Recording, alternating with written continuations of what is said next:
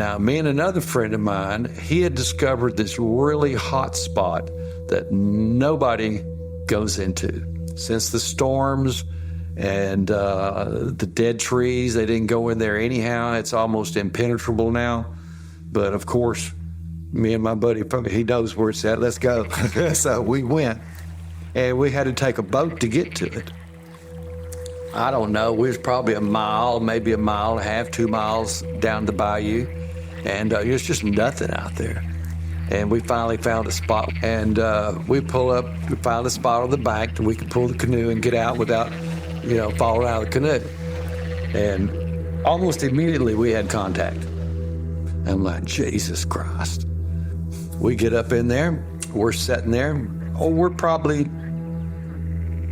30 feet or so from the boat, but you can't see the boat because it's dark and we're in the thicket in the yopons, and it curls off. And we start seeing stuff. We had a little FLIR camera. It's not the most modern of FLIR cameras, but it was a FLIR camera nonetheless. And we're seeing stuff. And all of a sudden you can hear a hollow aluminum boat.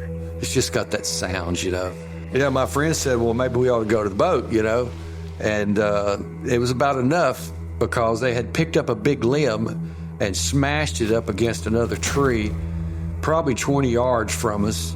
And I heard the boat move, and then we're picking them up on FLIR, and they're filling big gaps between trees, and then all of a sudden you look up and the gap's gone, and you look up, there's a gap again, you look up, the gap's gone. We heard 3 of them. They're hardly ever by themselves. If there's one, there's another one, at least another one.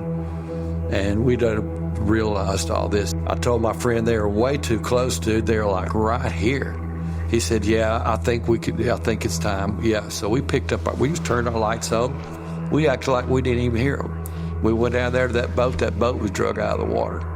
Our paddles were out of the boat sitting in front of it. And we got in and paddled our little merry selves back to the truck.